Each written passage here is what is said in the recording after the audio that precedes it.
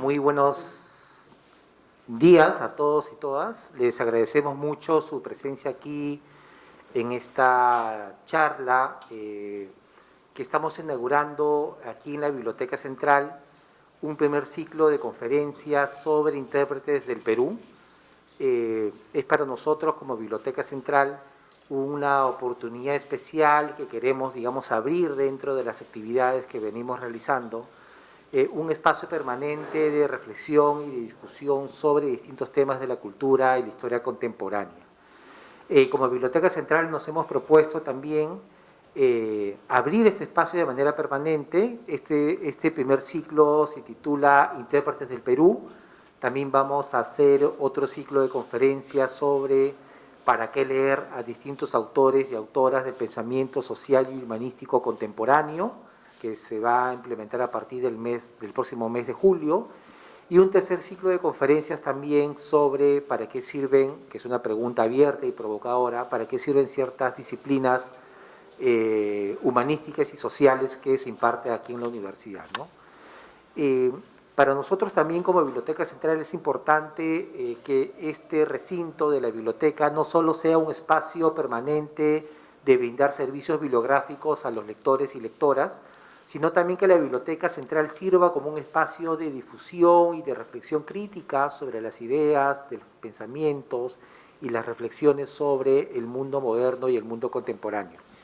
Y es en ese marco que estamos iniciando este ciclo de charlas, Intérpretes del Perú. Son varias charlas que están programadas de aquí hasta el mes de noviembre y diciembre de este año. Y justamente la primera actividad de este ciclo de charlas lo vamos a realizar sobre las reflexiones y las ideas sobre el Perú, sobre la democracia y la modernidad del sociólogo y profesor samarquino ya fallecido, Julio Kotler. Y para ello hemos invitado a un invitado, bueno, tenemos un invitado muy especial, no solo a José Luis Reni, que es historiador, que es un historiador que tiene toda una línea de trabajo y publicaciones sobre el pensamiento y la historia política del siglo XX peruano, sino que además José Luis lo hemos invitado en particular para esta primera charla, porque acaba de coordinar y editar las obras escogidas de Julio Kotler en el Instituto de Estudios Peruanos, que precisamente el día de ayer fue la presentación pública de sus obras escogidas en la noche. Y nosotros querimos propicio invitar a José Luis, que además es un amigo de San Marco de hace muchos años atrás, o también un amigo personal, para que pueda compartir con nosotros un panorama, ¿no?, de la vida intelectual, biográfica y política también de Julio Kotler, para poder ubicar sus escritos en el marco de los dilemas del siglo XX peruano. Entonces, José Luis, te agradecemos mucho tu presencia aquí, el haber aceptado compartir con nosotros esta mañana. Te agradecemos mucho tu presencia. La dinámica de la presentación es una dinámica bastante simple. José Luis expondrá durante unos 30 minutos, ¿no? Unos 30 minutos, y luego podemos pasar a un espacio de preguntas o de comentarios para incentivar el diálogo entre todos nosotros. Y así que, José Luis, muchísimas gracias y bienvenido a San Marcos. Gracias. Muchas gracias. Muy amable por la invitación, Pablo. A mí me gustaría compartir con ustedes más que una exposición teórico-política sobre quién era Julio Kotler, una experiencia personal de los últimos años con Julio, y como entiendo que esto es parte de un seminario sobre intérpretes del Perú, me gustaría comenzar con una anécdota que ocurrió hace años, probablemente hace unos 10 años. Un amigo mío que era el responsable del fondo editorial del Congreso de la República, y estaban sacando unos textos así voluminosos sobre el pensamiento de grandes figuras de intérpretes del Perú. Estaba Pedro Zulén, que es el nombre justamente de este edificio, de esta biblioteca. Estaba Luis Alberto Sánchez, que fue rector de San Marcos, y diversas figuras, ¿no?, de la cultura peruana. Y ese amigo me dijo, tú que eres amigo de Kotler, habla con él para publicar un libro con que sea una síntesis de su pensamiento. Bueno, le dije, te voy a pasarle el encargo. Entonces yo me iba a ver con Julio y le dije, maestro, hay esta propuesta, ¿no? Y casi me saca, pero a patadas de su oficina, ¿no? Por acusarlo de tener, en primer lugar, un pensamiento y en segundo lugar, por calificarlo de intérprete del Perú, ¿no? Entonces, cuento esta anécdota porque quiero llamar la atención a todos ustedes que si siguen asistiendo a las diferentes charlas siempre tengan presente qué significa ser intérprete del Perú, ¿no? Y de qué manera se va construyendo un, comillas, pensamiento, ¿no? Y en el caso de Julio, yo tenía algunas hipótesis que por cosas de la vida se fueron confirmando y me fueron dando una visión de él. Entonces yo quisiera contar brevemente un poco mi experiencia con él y cómo es que llegamos a esta situación peculiar de revisar la obra de un amigo fallecido y preguntarse, ¿qué es esta obra? ¿Podemos seguir dialogando con ella? ¿Tiene sentido para el futuro? ¿Podría decirle algo a las nuevas generaciones? ¿Se trata de hacer un homenaje? ¿Se trata de reconocer a una personalidad? ¿Cuál es el ángulo, ¿no? Y a raíz de eso pensar básicamente en lo que consumimos como estudiantes y como actores intelectuales, ¿no? ¿De qué se tratan los libros? ¿De qué se tratan las grandes tesis sobre el Perú, etcétera?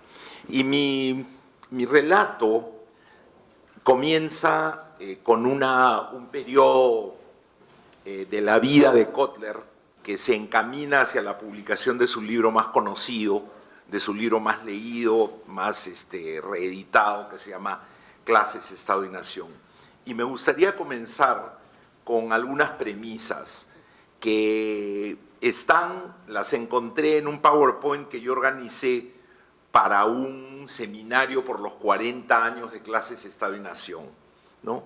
Entonces, antes de venir y pensando en esta charla, encontré cosas como esta, ¿no?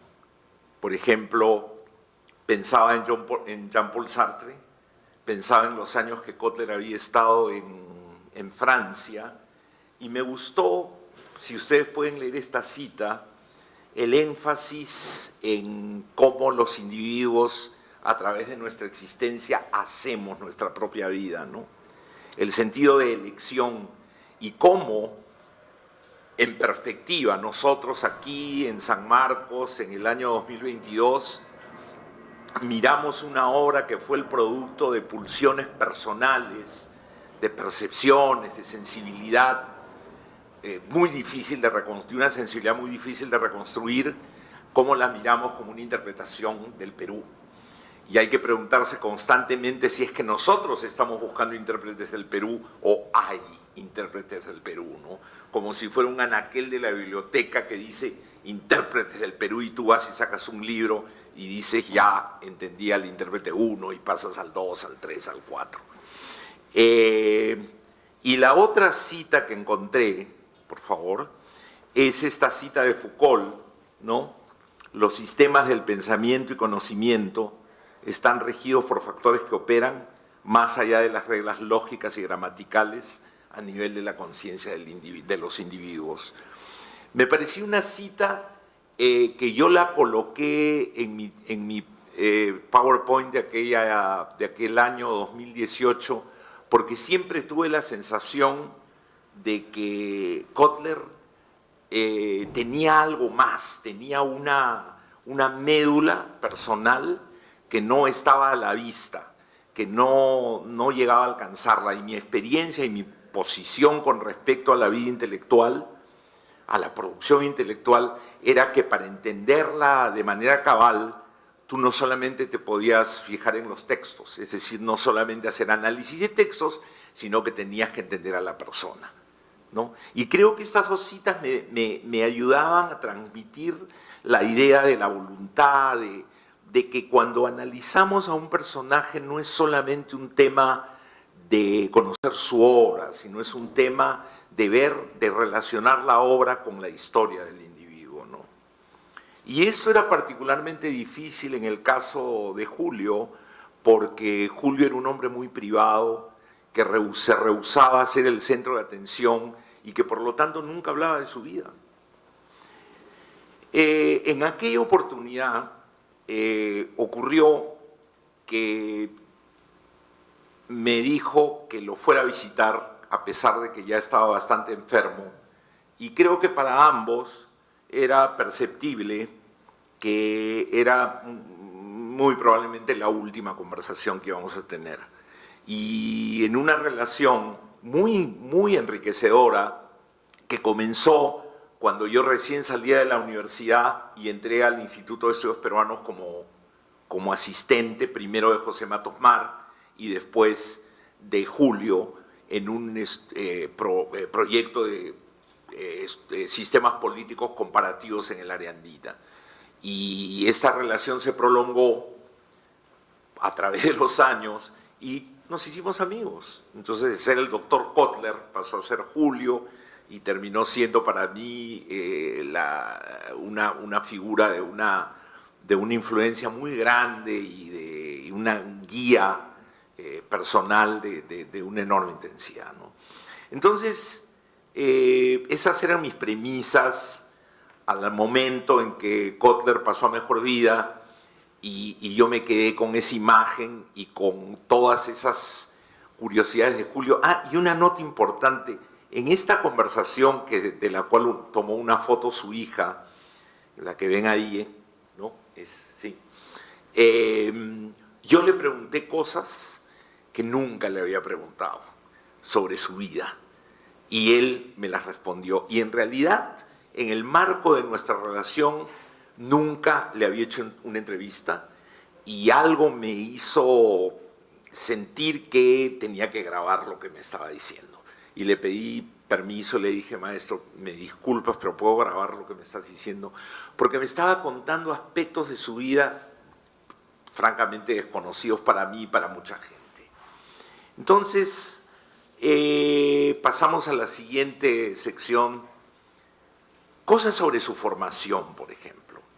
Hablamos de San Marcos, por supuesto, y ahí entendí que San Marcos era un conducto para él para acercarse al Perú, porque el Perú no lo recibió del hogar, porque era hijo de migrantes, porque era el primer hijo, el único hijo nacido en el Perú de una familia que venía de Moldavia, de una familia judía, que había, percibiendo lo que se venía en Europa, se había trasladado al Perú a fines de los años 30, sus hermanos habían nacido, uno en Moldavia, creo que la otra había nacido en Nueva York, en el camino migratorio, y le pregunté sobre su papá, un señor que era un vendedor, que tuvo que aprender con muchas dificultades el español, el castellano.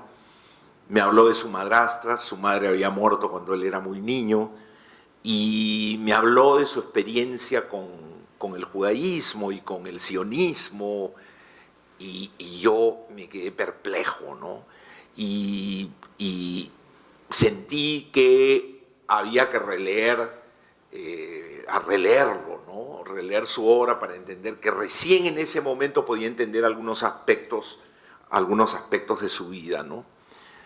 Ocurrió que al poco tiempo de haber fallecido Kotler, el Instituto de Estudios Peruanos me pide, lo que mencionó Pablo, que me haga cargo de la edición de sus obras, y vi que era una oportunidad para utilizar lo que sabía de él, no solo para rendirle un homenaje, no solamente para hacer una catalogación de sus obras, sino para mostrar la interesantísima vida de este hombre y cómo en la dimensión intelectual había resuelto muchos dilemas de su vida, y cómo ese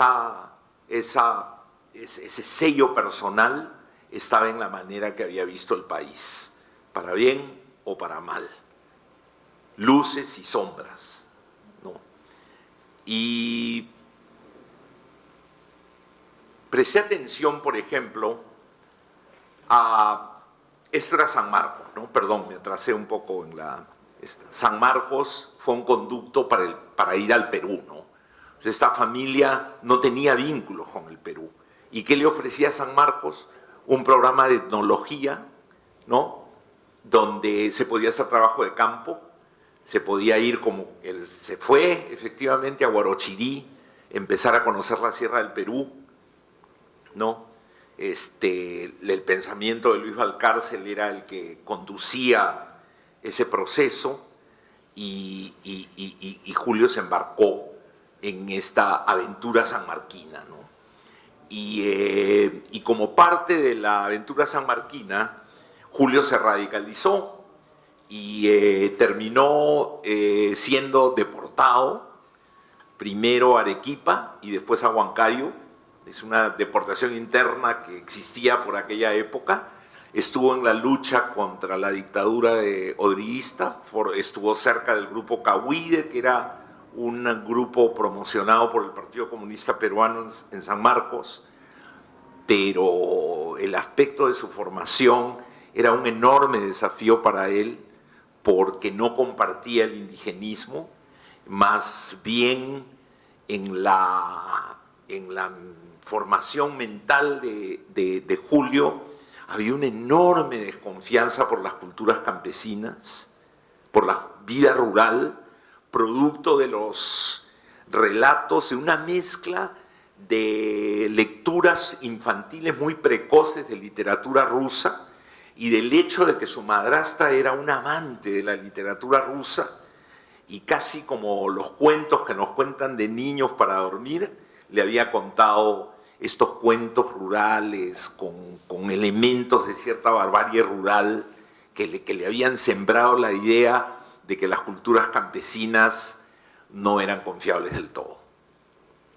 Entonces el indigenismo no le latía, el indigenismo le parecía un discurso enfervorizado, fruto de las élites serranas del Perú y que no ofrecía sino una especie de utopía irrealizable.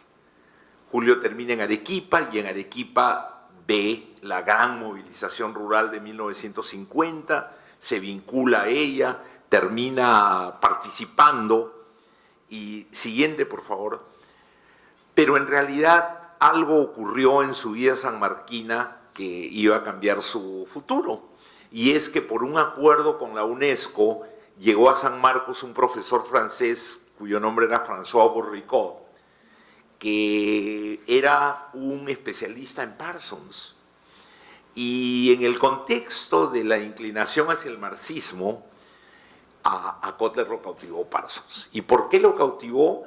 Porque en vez de instruirlo en el clásico análisis de clase marxista, le ofrecía la posibilidad de recurrir a un análisis, siguiente por favor, más vinculado a las dinámicas sociales, a la interrelación de valores, meta, funciones, a la racionalidad del individuo, a los valores de los individuos, en fin, a la complejidad del orden social. Bourricot había escrito 2 libros. Uno de ellos era un libro que sigue siendo fascinante, me parece a mí, publicado en 1957 sobre cambios en Puno. Y el mérito de ese libro había sido que, guiado por esta visión parsoniana, que está bien sintetizada en ese cuadrito que ustedes ven abajo, que invita a entender interacciones y que coloca al investigador ante el reto de hacer una narrativa cargada, gruesa, densa, como diría Clifford Geertz, ¿no? A partir de lo que ve, ¿no? Una narrativa en la que la teoría no está predefinida, sino que está tras bastidores, que el autor no tiene que decir estas son mis reglas de juego teóricas y confundir lo que ve con el desarrollo de la teoría. Entonces, y el segundo libro que había escrito, el libro de Puno, todavía se lee y ha sido reeditado. Burricó había escrito Cambios, ¿cómo se llamaba? Poder y sociedad en el Perú contemporáneo, y se había vinculado a todo este debate que había en el Instituto de Estudios Peruanos sobre la oligarquía, el indio, el poder, etc. Y en este libro de Poder y sociedad en el Perú decía algo que en esos años 60 no era muy bien recibido por la intelectualidad local.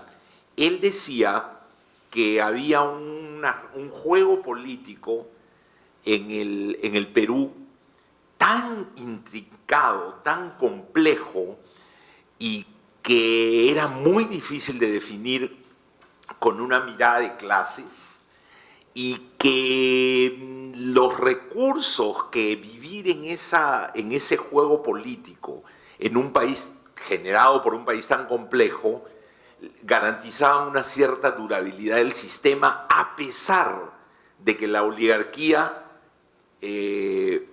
fuese como era el pronóstico, fuese debilitándose. Entonces, básicamente lo que decía es: si ustedes están esperando la gran crisis que produzca el desplome del sistema político peruano, o están pensando en tomar por asalto el Estado siguiendo el camino de la Revolución Cubana, están mal. Esto va a durar más. Y lo que se puede es hacer algunas ganancias específicas con el propósito de ir construyendo algún tipo de hegemonía alternativa, ¿no? Siguiente, por favor. Esta es una ilustración del pueblo de San Lorenzo de Quinti, que sería muy importante en la vida de Kotler, que ya con San Marcos, como he dicho, ha emprendido ese viaje al Perú, que probablemente para muchos de nosotros se ha dado que en la familia, los amigos, ¿no?, la comunidad, muchos quizás aquí son originarios de algún departamento, alguna región del Perú, y traen consigo su propia tradición. Para Julio esto no existía, por sus orígenes, por el hecho de ser migrante. Y esta combinación del aprecio por la comunidad que trabajaba y el espíritu académico que le comunica Burricó, no San Marcos como una abstracción, sino el profesor Burricó, se expresa muy bien en lo que fue su tesis, escrita en el Departamento de Etnología aquí en San Marcos. Una tesis en la cual, como ustedes pueden leer, se nos encomendó realizar un estudio de tipo descriptivo, es decir, etnográfico, con particular énfasis, ahí está el legado de Valcárcel, de Luis Valcárcel, en los rezagos de magia y hechicería que pudieran existir. Y eso es lo que dice el estudiante, ¿no?, que nos hayamos desviado de la original intención de tipo descriptivo se explica por el afán de lograr una cabal comprensión de las situaciones funcionales entre diversas estructuras, ¿no? Entonces, este es uno de los pocos testimonios, digamos que esta cita podría ser tomada como la punta del hilo de lo que se va a llevar como formación académica Julio Kotler cuando venga el paso siguiente de su vida. Siguiente, por favor, que es ir a estudiar un doctorado en antropología en la Universidad de Burdeos, viaje que es facilitado por el profesor Burricó. Se va a Burdeos, se empapa de los debates de la época dentro de la izquierda francesa, lee la revista Los Tiempos Modernos con asiduidad, pero de otro lado se acerca a esta cosa indigesta que tenía relativa a su propia historia y que de cuando en cuando venía agitándolo, y que quienes lo veíamos a Julio desde fuera nunca llegamos a entender, y que en mi caso personal fue uno de los temas de aquella última conversación, ¿no? ¿Cómo fue tu vida de niño? ¿Cómo viviste el Holocausto? ¿Cómo viviste la guerra? ¿Cómo se sintió en tu hogar? ¿De qué conversaban? Etcétera, etcétera, ¿no? Entonces, ahí en Europa, cerca de todas estas raíces, siguiente por favor, Kotler tendría un primer encuentro con sus demonios. Y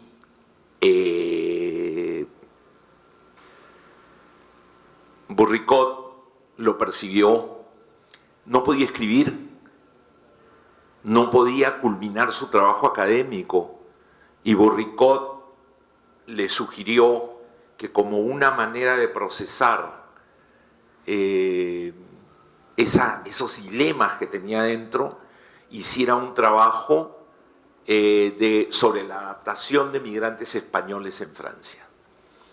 La tesis ha estado en francés, ha sido traducida hace semanas por su hija y el IEP la piensa publicar.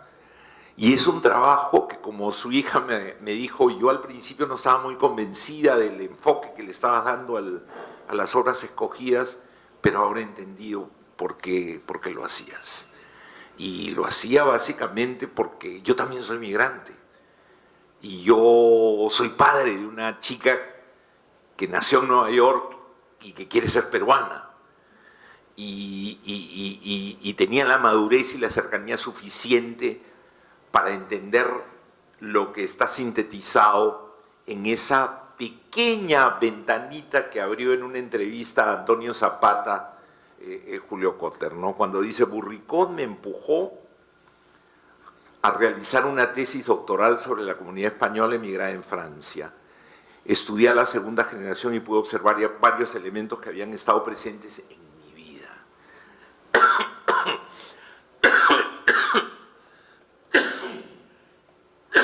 Disculpas.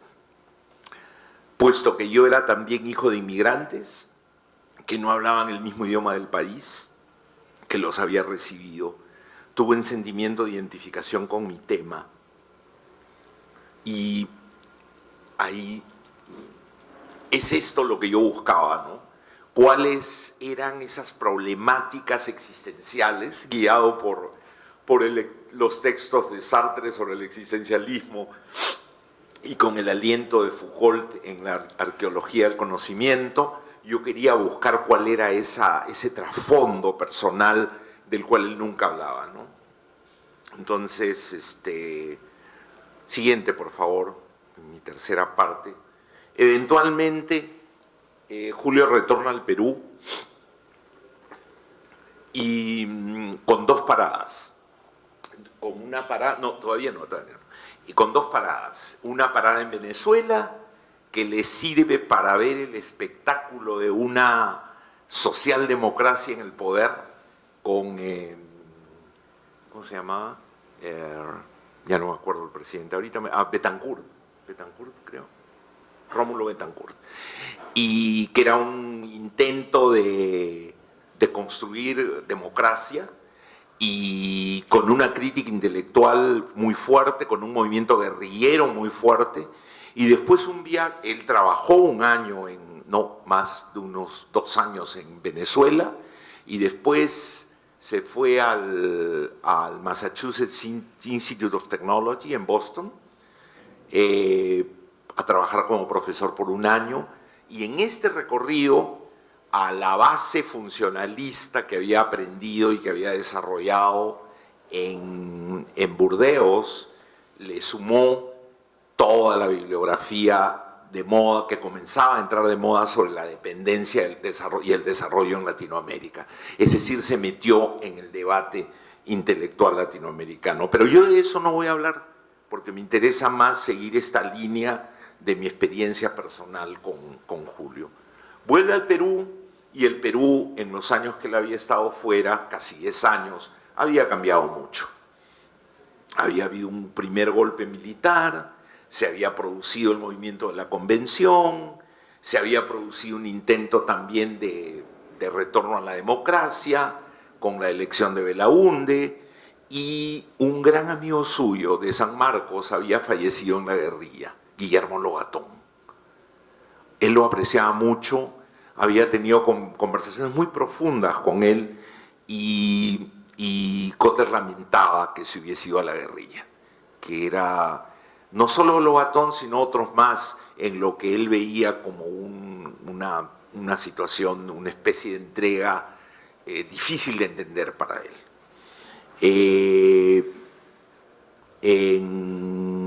Siguiente, por favor. En esta foto pueden verlo a Lobatón al centro, la parte de arriba.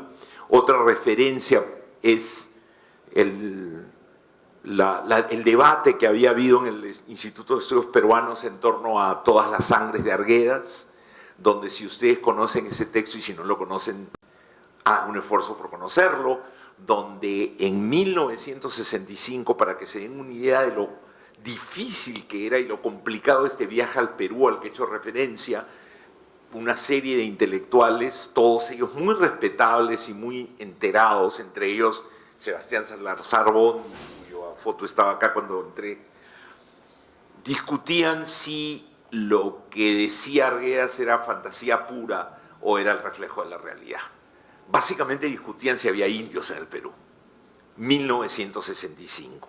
Así de difícil era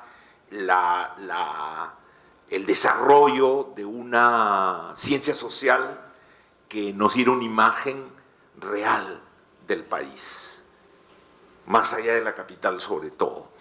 Y entró, bueno, por razones personales, Julio estaba vinculado a José Matos Mar, porque los dos estaban casados con dos hermanas, era su concuñado. Y José Matos Mar era un científico social que a su labor académica sumaba el ser, parecía un empresario que por casualidad había caído en el mundo de las ciencias sociales, y no lo digo negativamente, porque esas habilidades empresariales le permitieron desarrollar una institución de tanta importancia como el Instituto de Estudios Peruanos, por donde han pasado, siguiente por favor, figuras muy importantes de la cultura peruana. Ahí pueden ver a José María Arguedas, a Bravo Bressani, a Sebastián Salazar Bondi, a Aníbal Quijano, Julio, por supuesto, Alberto Escobar, etcétera, ¿no?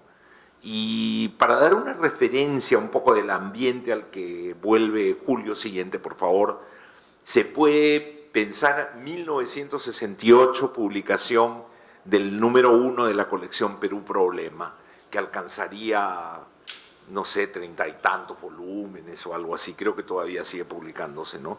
Y en esta definición básica se puede ver tanto la necesidad de tener un punto de vista basado en las ciencias sociales, que era lo que estaba en boga a lo largo de las dos Américas, incluso la Alianza para el Progreso propiciaba esta idea de que las ciencias sociales debía ser la base de una visión de las sociedades rurales latinoamericanas, y de otro lado lo romántico, lo utópico de formar una élite intelectual, ¿no?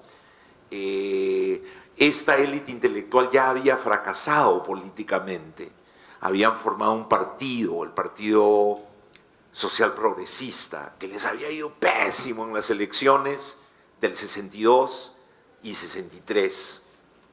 Y de alguna manera formar el IEP fue también el efecto de una derrota política, ¿no? Es decir, era un grupo de intelectuales al que se le podría mirar, depende de si uno quiere ver el vaso lleno o el vaso vacío, como una torre de marfil o como un grupo muy comprometido en traer una visión científica al Perú. Y como en San Marcos se encontraban muchas limitaciones para desarrollar sus investigaciones, vinculadas a fondos, vinculadas a relaciones internacionales, etcétera, se habían constituido en un grupo aparte, dando el play de honor, digamos así, de lo que vendría a ser la formación de centros de investigación privados, que era una corriente totalmente nueva en el Perú y que floreció durante los años 70. ¿Cuál fue el papel de Kotler ahí? Kotler se encontró con una serie de instrumentos que se habían desarrollado en el marco de un convenio con una universidad norteamericana que se llama Cornell. Había un contrato, un convenio que le permitía el acceso a todo este material. Y comenzó a utilizar este material combinado con trabajo de campo para una serie de estudios, siguiente por favor, que lo llevaron a una esquematización. Es bien interesante, ¿no? Porque aquel viaje romántico de los inicios en San Marcos devinieron en esta visión esquemática que yo como estudiante de historia no miraba con mucha simpatía, me acuerdo en aquella época, pero realmente generaban mucho debate entre nosotros porque le servían para predecir que la sociedad rural en el Perú era como un triángulo sin base, que solo se iba a convertir en una alternativa social de movilización y cuestionamiento del orden establecido si se cerraba la base del triángulo y se generaba una movilización desde abajo. Siguiente, por favor. Y había otros cuadros en que se podía ver la duda de Kotler, que yo resolvería años después en esta conversación final que les digo. Él desconfiaba de que este triángulo sin base se pudiese cerrar, que eran muchos triángulos sin base, que eran muy complejos y que ya con un estudio más de tipo sociopsicológico veía que era muy difícil que del campo salieran actores políticos decididos, ¿no? Y si ustedes comienzan a pensar en lo que pasó en este país en los 80, 90, ¿no? Pueden ver la gran paradoja, ¿no? Esto es 1966, ¿no? ¿Qué está diciendo Kotler? Está diciendo todas estas teorías que empiezan a circular sobre el campesinado pobre, toda esta importación del esquema maoísta al Perú, la idea del camino cubano, la idea de la revolución nace del campo, tiene serias dudas para mí, ¿no? Es lo que Kotler decía, ¿no? Su trabajo era exhaustivo, siguiente por favor, hizo muchas publicaciones, el ambiente propiciaba discutir si éramos una sociedad dual, hasta éramos un archipiélago social, hasta qué punto las conexiones existían entre los diversos fragmentos de la sociedad peruana, etcétera, etcétera, ¿no? Y Kotler se suma a ese debate en 1970, siguiente por favor, por ejemplo, y estas fotos son muy ilustrativas, ahí lo ven a Kotler muy pensativo en la foto de abajo, en la foto de arriba está ahí John Murra, si no me equivoco, era el Congreso Internacional de Americanistas, que es un evento muy voceado, muy importante dentro del ambiente internacional de estudiosos de Latinoamérica, y se celebró en Lima. Es bien interesante porque a ese congreso va Velasco, y en la reunión inaugural, ya no me acuerdo quién, quizá Pablo recuerda, creo que Matos Mar, alguien se pone de pie y pide la palabra y le dice General Velasco. Torero, Alfredo Torero, el lingüista sanmarquino, ¿no es verdad? Y Torero le dice, General Velasco, libere a los guerrilleros que están encarcelados, libere a Hugo Blanco, ¿no? Y se produce, pues, esto es como un gran tumulto ahí, ¿no? Finalmente los libera. Más aún trata de captárselos para la revolución. En fin, esto solo para darles una idea del ambiente al cual regresa Julio Kotler, y en un giro personal, él rechaza al gobierno militar. Él alguna vez habló con Velasco por varias horas. Muchos en su grupo de amigos fueron captados para la Revolución Peruana, que así se llamaba la Revolución de Velasco, era como su nombre oficial. Un amigo suyo muy cercano fue elegido director o nombrado director de Sinamos, ¿no? Entonces era un momento muy fluido y su opción es antiautoritaria, es en contra del gobierno, y en ese desarrollo se suma al proyecto de una revista que vale la pena revisar. Imagino que la tienen ya aquí en la biblioteca, ¿no? Digitalizada. Está en la web. está en la web, ¿no?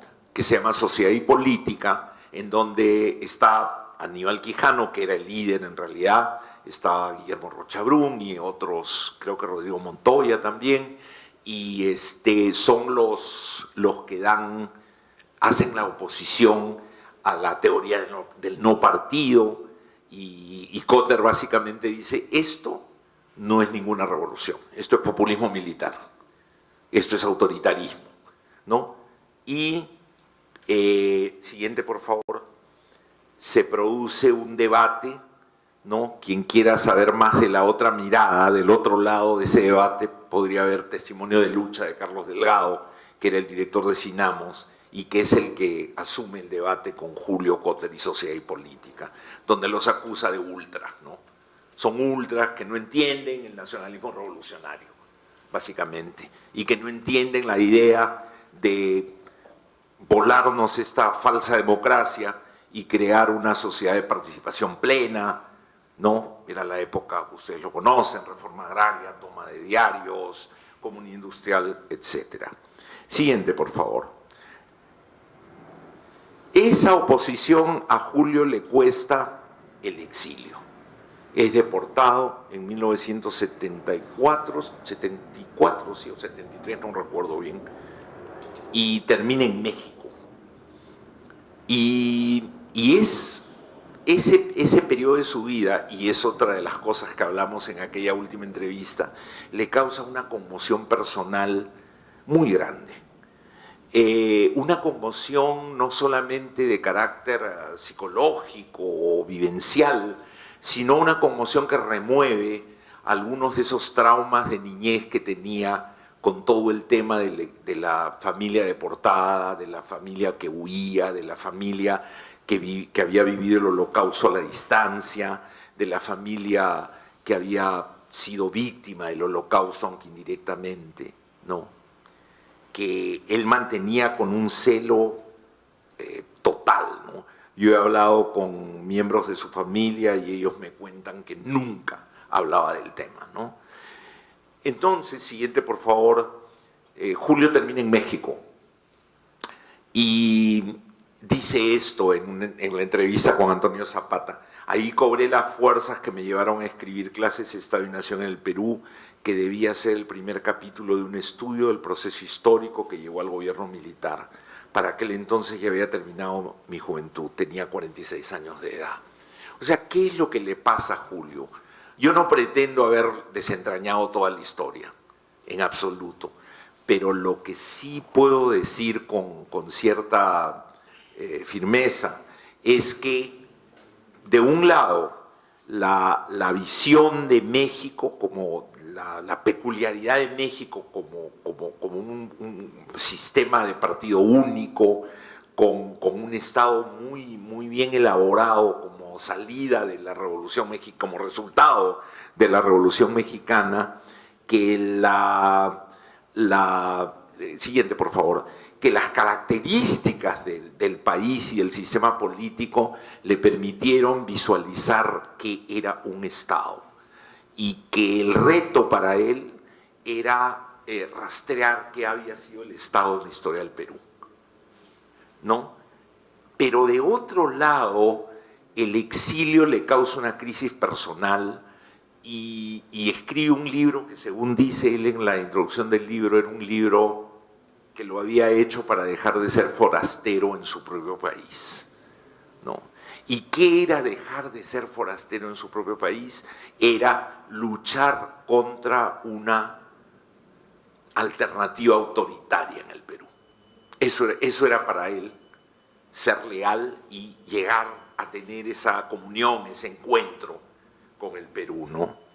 Entonces, Clases, Estado y Nación aparece como resultado, como algo que él no buscaba. Era el comienzo, era un preámbulo de un libro sobre el gobierno militar.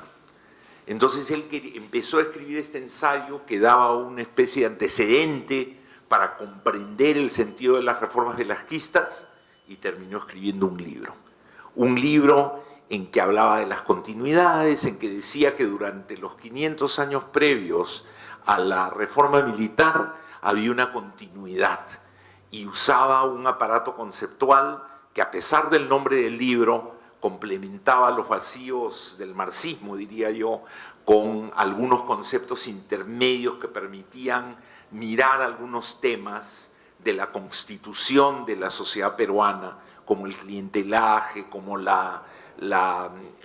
caudillismo, ¿no? Él, por ejemplo, valoraba enormemente el libro de El Tunante, de Abelardo Gamarra, que se llama Ciudad de Pelagatos, ¿no? Porque según él era una producción muy fiel de lo que el Perú había sido hasta fines del siglo XIX e inicios del XX, ¿no? O sea, una república cuyos últimos, sus extremidades, su manera de penetrar en el país era a través del clientelaje, de la obediencia, de una cultura política personalista que no garantizaba la construcción de una democracia funcional, ¿no? Siguiente, por favor. Así nace Clases, Estado y Nación, un libro en donde él hace el tránsito del esquema parsoniano a la interpretación histórico-sociológica, que pretendía ser un largo preámbulo al análisis del proceso velasquista, donde él ve al Perú en el espejo de México, donde hay un énfasis en las continuidades históricas en la formación de la sociedad peruana y el papel en ellas del fundamento étnico de raíz colonial, pero es algo más, es una provocación ante un debate sin salida.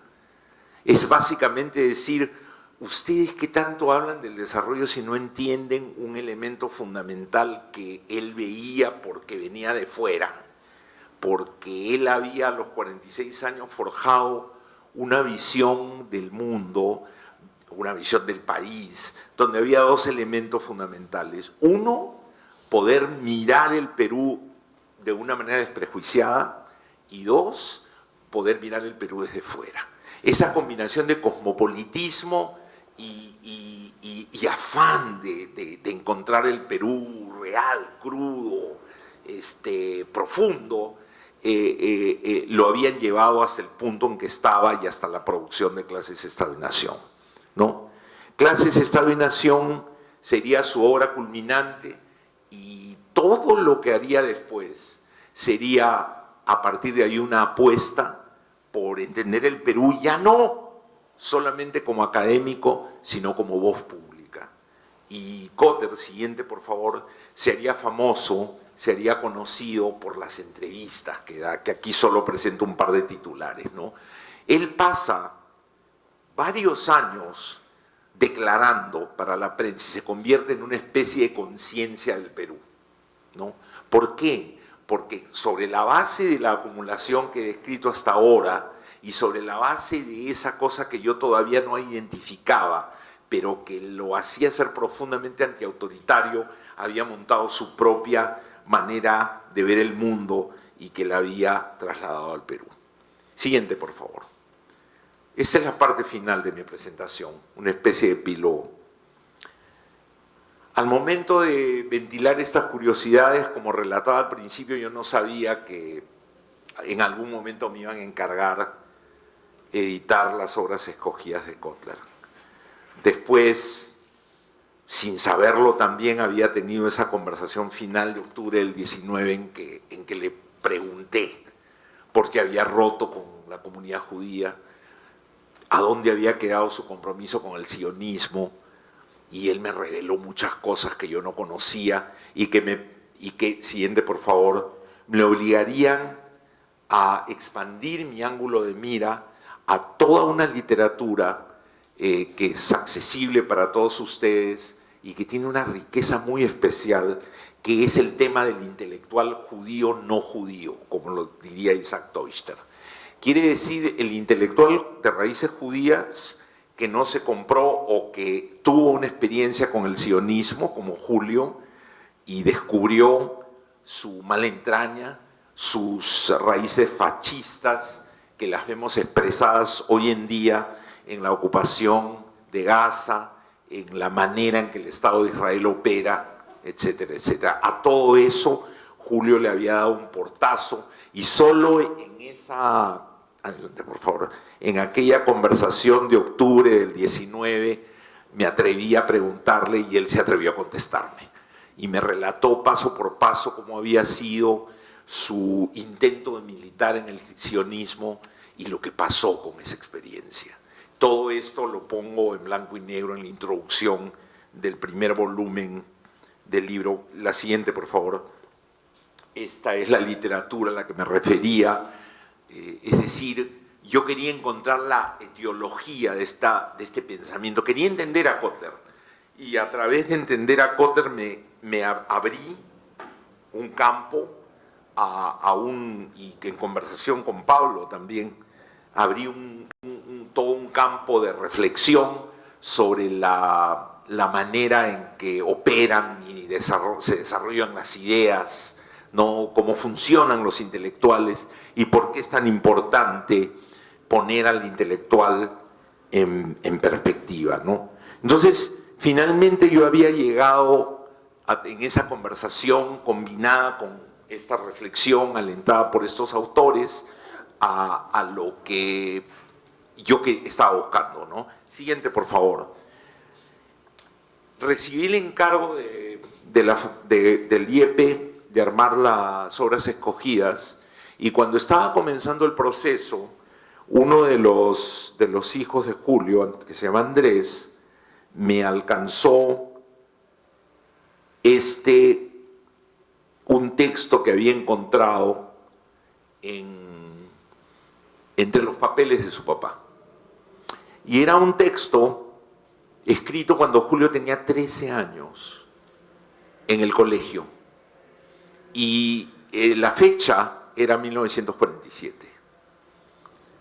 Y solo 2 años antes había terminado la Guerra Mundial. Como digo, Julio tenía 13 años.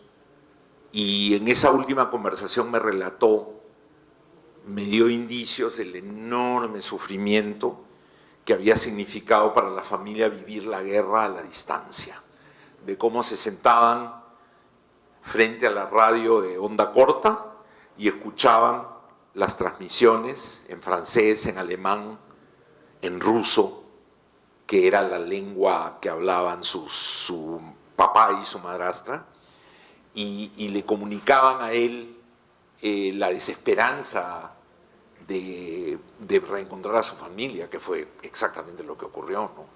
Y al transmitirle todo esto, lo colocaban a los 13 años frente a una responsabilidad muy grande con el Perú, con la vida, con la humanidad, etc. Y este pequeño documento me terminó de dar la pista que me guió en la confección del proyecto final, que ya salió este primer tomo que lo ven ahí, y los 6 volúmenes que vendrán después. Y yo quiero terminar leyéndoles algunos breves líneas de este pequeño ensayito, ¿no?, donde él comienza a decir que no se puede vivir sin un ideal, pero que su ideal no es tener plata, triunfar en la vida, como se dice. Dice, mi afán no es tener $30 millones a los 25 años, no. Dice, yo soy muy fogoso y muy optimista, y dice, mi leitmotiv en la vida es luchar, ya que en la vida sin lucha no es vida. Todo en esta vida se consigue mediante la lucha espiritual y material. Dice que su vida es un compromiso con sus semejantes, con los más desdichados, y dice, yo soy parte de la humanidad, yo pertenezco como hombre, sin embargo, a una nacionalidad, y es la judía, y por tal motivo lucho por todos los medios para que mi pueblo consiga su establecimiento democrático, y si con mi mínimo esfuerzo ayudaré a que tal cosa se realice, habremos dado un gran paso hacia la felicidad humana. No soy chauvinista ni menos nacionalista en lo que se refiere a amor ciego, obedecer, etc. Pero así como usted debe ayudar a los chinos a su futura felicidad, a la paz, yo debo ayudar a los judíos para la misma finalidad. Yo sé que si en Malasia existiesen seres que viven luchando, yo debo compartir su lucha, porque si son derrotados, su derrota tendrá influencias hasta en Suiza.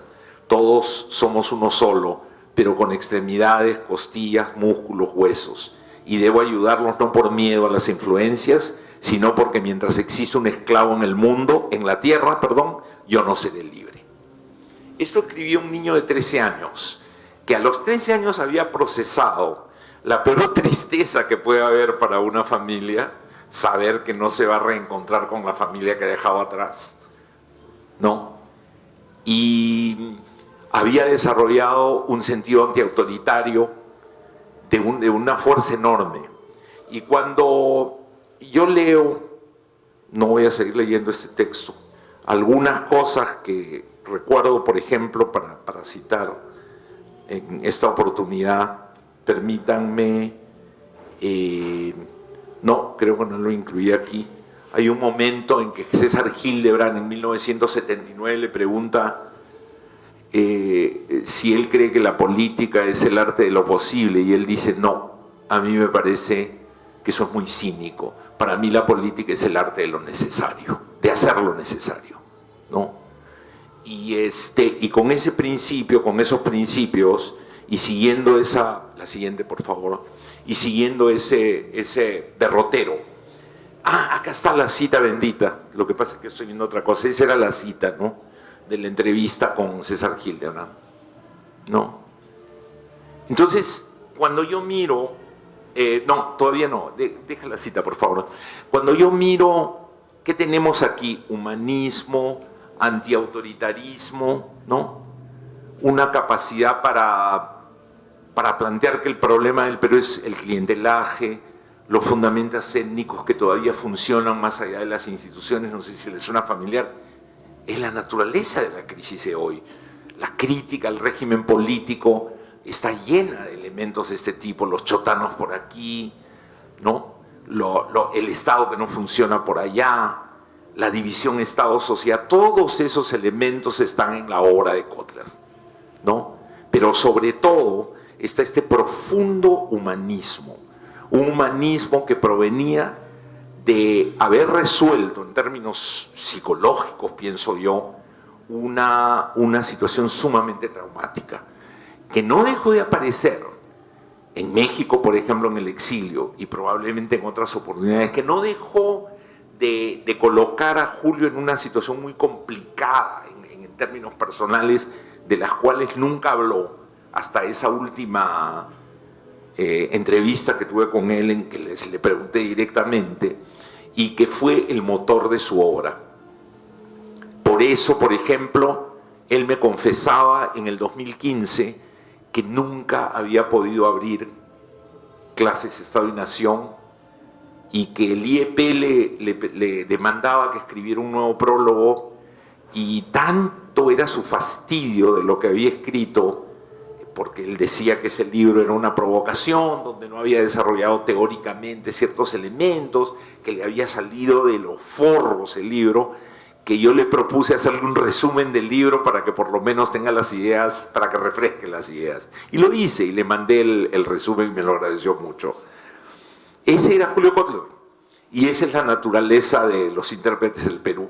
Y estoy seguro que en cualquiera de las historias que ustedes van a ver, si siguen viniendo a este estupendo ciclo,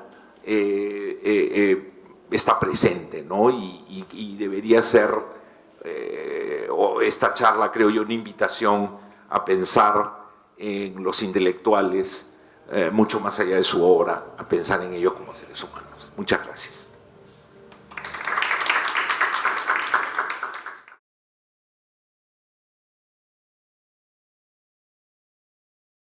Acerca de una entrevista que vi de Julio Kotler, si mal no me equivoco, era por María Palacio, donde Kotler normalmente se dice, ¿no?, que los partidos prácticamente mueren con el momento, pero Julio Kotler decía que no, de que nunca había partidos políticos en el Perú. Entonces tampoco si era una lámpara de María Tinta. Entonces, a lo que voy es, más o menos usted sabe cuál es la visión de Kotler acerca de los partidos políticos. Gracias por la pregunta. Bueno, me imagino que su comentario iba más bien a la naturaleza de la política, a la cultura política, a los políticos como gestores de intereses, más que a los políticos como estadistas. Yo creo que él tenía una visión muy pobre de los políticos y de sus partidos, ¿no? Y es muy probable que ese comentario haya estado relacionado a eso, ¿no? Entonces yo diría que hay que leerlo más que como un mero desconocimiento del peso del partido aprista, entre otros, en la historia de este país. Es un comentario sobre la cultura política, ¿no? Sobre la escasez sobre el divorcio entre visiones de país y gobierno, ¿no? Que hoy día lo estamos sintiendo de una manera bastante profunda, ¿no? Eso me parece que comentaría yo, ¿no? Gracias por la pregunta. Buenas, ¿cómo le va? ¿Qué tal? ¿Dónde podríamos situar el pensamiento de Julio Kotler? Usted mencionó un poco el humanismo, pero veo que por la anécdota que usted contó, Kotler rechazaba el término de intérprete de la realidad, ¿no? Además de su condición de emigrante judío, de alguna manera la nostalgia por ese pueblo que de alguna manera espera la patria elegida, pero de alguna manera no la encontró, ¿no? Y sufrió bastante. ¿Kotler acaso es un universal, un hombre sin patria, un caminante del mundo? ¿Dónde más podríamos situar la parte del universal? Muy interesante lo que usted dice, ¿no? Porque en realidad yo he hablado de mí en esta charla. Y he hablado de mi investigación y he hablado de mi propia percepción ante la tarea encargada por el Instituto de Estudios Peruanos de editar unas obras completas, y no me atrevería a dar una especie de comentario final. Yo en esta presentación he tratado de problematizar la idea del intérprete del Perú, y me satisface ver que usted ha captado un poco la cierta ambivalencia, la fluidez de mi presentación, y es deliberada, ¿no? Es deliberada porque Kotler se quejaba de sí mismo y pensaba en las cosas que no había escrito, y pensaba que, apremiado por el presente, nunca había tenido la oportunidad de reflexionar sobre las bases teóricas, algo así como una especie de teoría sobre el Perú. Y creo que es paradójico que las cosas bien importantes que escribe, textos como La mecánica de la dominación, La mecánica de la dominación es una versión académica de una reacción personal hacia el indigenismo. Y él me alentaba a mí cuando era jovencito y era su asistente a leer libros como el de Jerzy Kosinski, El pájaro pintado, y me decía, y yo no lo entendía del todo en ese momento, lee esta novela para que veas lo que es una cultura rural. O sea, él, frente al romanticismo del indigenismo, veía una dimensión me decía, mira lo que ha pasado en el proyecto Vicos, ¿no? Donde todos los presupuestos neoindigenistas de los antropólogos que habían montado este proyecto de antropología aplicada habían terminado muy mal y habían hasta acrecentado el alcoholismo y la distopia. Era una verdadera distopia, ¿no? Entonces él le tenía, y me atrevo a decirlo, un fastidio muy grande por el indigenismo, que casi como que el indigenismo era un poco el pasaporte para ir al campo. Ahí tenían que sellártelo en la aduana, tú no eres indigenista, no crees, no tienes estas convicciones de indigenistas, entonces, ¿quién eres tú, no? O sea, no vas a entender nada. Y Luis Valcárcel, para bien o para mal, había transformado el indigenismo en toda una escuela de antropología. Y eso es ya otro tema, pero que creo que aquí tienen una guía excelente en el profesor Sandoval, ¿no? Que conoce muy bien el tema. Entonces, de otro lado, yo he hablado de lo que usted también ha dicho, ¿no? Es el mito del judío errante, es así está muy presente, y no lo digo yo, en la literatura, en Hannah Arendt, en Deutscher, libro de Enzo Traverso sobre la cuestión judía y el marxismo, se puede apreciar hasta qué punto el intelectual judío es una presencia que ha marcado la historia intelectual europea del siglo XX. Y hay un libro del antropólogo Claudio Lomnitz que se llama Una familia americana, que está, la carátula estaba ahí en mi PowerPoint por algún lado, que es una excelente biografía de una familia, uno de cuyos miembros aterriza en Colombia, se vincula al movimiento obrero hasta los años 20, y de ahí tiene que salir ahí a la rápida de Colombia por un problema medio de la policía, qué sé yo, que lo persiguen, y aterriza en el Perú y se vincula con Mariátegui, ¿no? Y Mariátegui mismo entendía el problema de los judíos y valoraba lo que podían ser los debates en torno a la cuestión judía, ¿no? Es por ahí que va lo mío, ¿no? Problematizar, abrir el campo a la discusión y de esa manera ayudar a que la obra de Kotler sea vista desde otro ángulo y por ende valorada por su contenido antiautoritario y por las cosas que él vio, que él entendió precisamente porque parte de él era la de un judío sin patria, aunque él quería ser peruano a toda costa.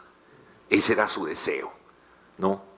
Y cantar valses, cantar huaynos, vivir en la sierra, era su deseo. Pero para él, como estaba en la cita que leí, él hay un momento, no sé si llegué a leer esa parte, creo que no la leí, hay una parte en la que él dice algo así como, permítanme porque creo que vale la pena, denme 30 segundos para entrar.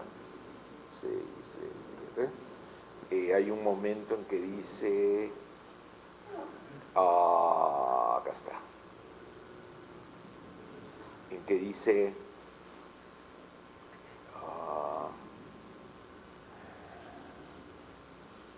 ayudaré a todos los que pueda para algo bueno, a mi manera de ver, es decir, mediante la construcción de una democracia. Ojo, 13 años tenía, ¿no? Okay.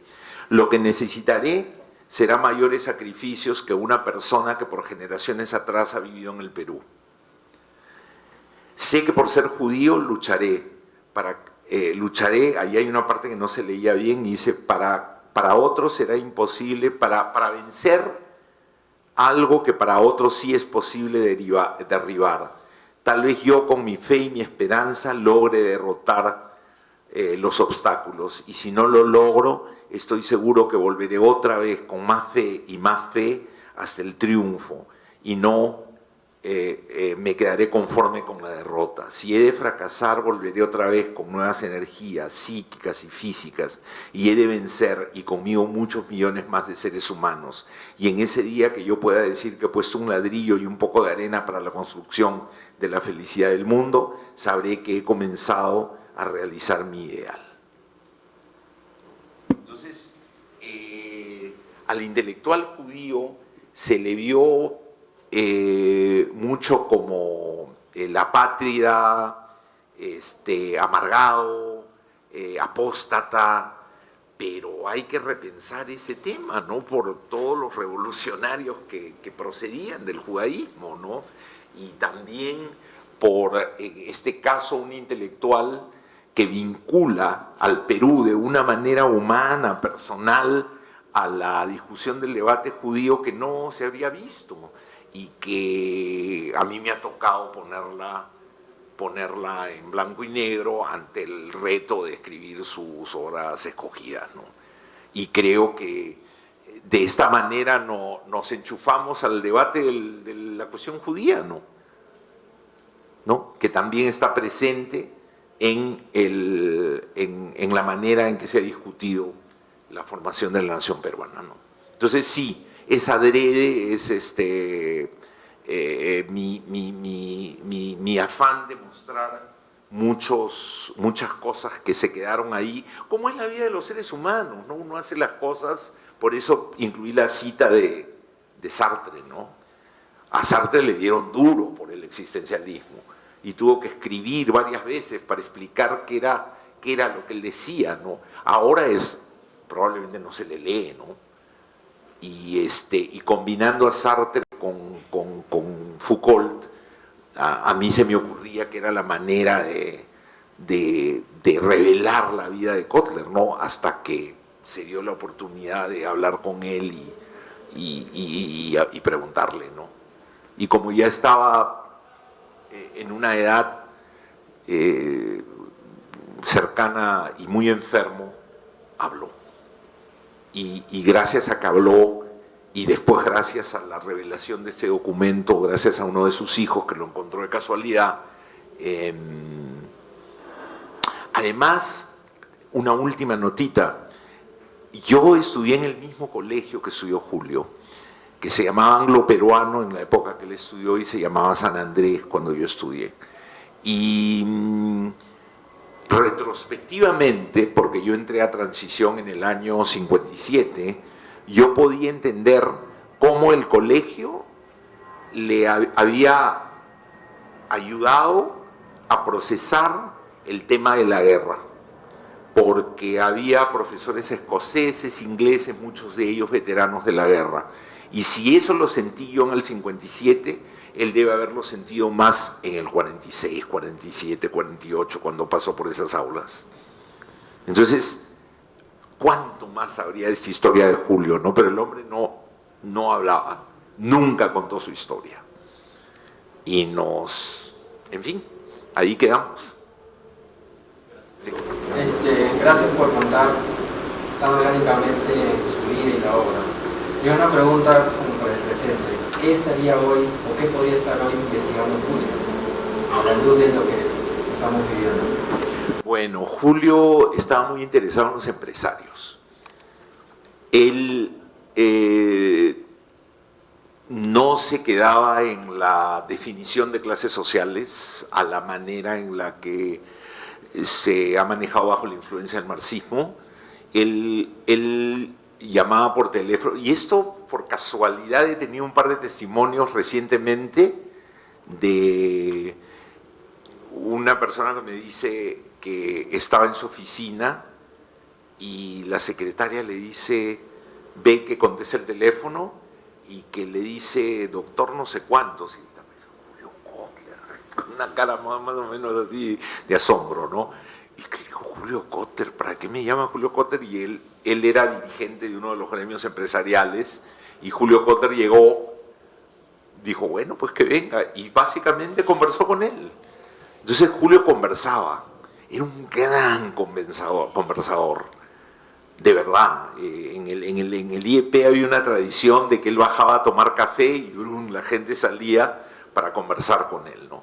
Entonces yo creo que él estaba muy interesado en dos temas, la juventud y empresarios. Y bueno, podríamos elaborar mucho más de por qué son importantes ambos grupos en este momento. Y aparte de eso, seguiría siendo lo que se convirtió él por voluntad propia, ¿no? En una especie de conciencia del Perú, ¿no? Es decir, machacando y diciendo y probablemente diciendo cuántas cosas se esconden detrás del discurso de la izquierda que está en el poder hoy, ¿no? Discursos a veces de regresión social, discursos a veces de comportamiento patrimonial, ¿no? Probablemente estaría diciendo todo eso, creo yo. Gracias por la pregunta. Ahora sí, Pablo Sandoval. Haz tu pregunta. Tenía una pregunta, ¿no? Y es cómo en esta última fase que tú has puesto en tu exposición de intelectual público, de intervenir con su voz a través de las entrevistas sobre todo, ya no es tanto una participación a través de la escritura, que baja, digamos, su producción escrita, digamos, pero coincide también con el cambio del Perú, ¿no? Claro. En los años 70 y Claro, 80 por se logra supuesto. un Perú, vamos a decirlo así a grosso modo, neoliberal, ¿no? Sí. En la que, claro, tiene una crítica profunda. Recordemos su comentario crítico a un libro de Jaime Altao que está en las redes sociales. Claro, Es bastante crítico. claro. Pero que al mismo tiempo su visión crítica del Perú, su revaloración de la democracia, es una postura fuertemente anti-Fujimori, Sí, ¿no? sí. Pero que coincide además con su alejamiento, no sé, no clausura, pero en todo caso su distanciamiento con toda una tradición ideológica de izquierda que él había bien o mal acompañado Así es. en la década previas. Entonces no sé qué piensas tú Yo- a esa coincidencia Claro, de época claro. y su distanciamiento personal Claro, o ideológico claro. de la tradición izquierda. Yo tengo algunas hipótesis, y la primera de ellas, no me citen, es que él no era muy feliz escribiendo. Creo que no quedaba muchas vueltas, creo que no era muy fluido escribiendo y le costaba. Es una hipótesis, me gustaría contrastarla con lo que me cuenta su familia, a la que tengo acceso felizmente. En segundo lugar, él tenía una cosa cívica, una cosa de arena pública, y entiende y percibe muy bien. A mí me hace acordar Noam Chomsky en ese sentido, el entender el valor y la rapidez de la entrevista, ¿no? Y lo aprecia, ¿no? Habla, sale en el periódico y es un titular, ¿no? Eso creo que le llamaba la atención y descubrió que tenía habilidades para cultivarlo. Entonces siempre estaba dispuesto, ¿no? A veces nunca leía las entrevistas que le hacían, nunca veía las entrevistas, ¿no? Esperaba la reacción de su familia. A veces su familia le decía que había estado demasiado agresivo o demasiado pesimista, ¿no? Y se orientaba un poco por eso. Entonces yo creo que hay una combinación de encuentro feliz encuentro feliz con los medios y poca felicidad con la escritura, que creó una circunstancia adecuada para que él se descubriera como un intelectual público y que en esas circunstancias valorara la entrevista y la aparición pública, ¿no? Con respecto a la democracia liberal, creo que en un momento, frente al fujimorismo, cuando se funda el Frente Democrático, el Foro Democrático, no sé si lo recuerdas, él asume la democracia liberal como una bandera, como la única bandera posible, como la única bandera viable. Está sendero. Hay una guerra en el Perú, ¿no es verdad? Y con su visión antiautoritaria, con su visión de hombre de izquierda, él asume, con sus lecturas gramscianas, él era un gran lector de Gramsci, en particular del Risorgimiento, este libro que Gramsci escribe sobre Italia, que es un texto fundamental para entender el tema de la construcción nacional, y él asume la convicción de que con huesos y cebo y lo que fuere, había que agitar la democracia liberal. Siempre conversó con gente de izquierda, mucho, con Barrantes, por ejemplo, y entendía que al pronunciarse en favor de la democracia liberal, estaba construyendo una radicalización del sistema político en el Perú. Ese es mi punto de vista, ¿no? Muchas gracias. Bueno, muchas gracias. Muchas gracias por sus preguntas y por su presencia. Chao. Adiós. Muchísimas gracias a todos ustedes y por redes sociales lo estaremos convocando a la próxima actividad que estaremos desarrollando aquí en la Biblioteca Central. Muy buenas tardes y muchas gracias.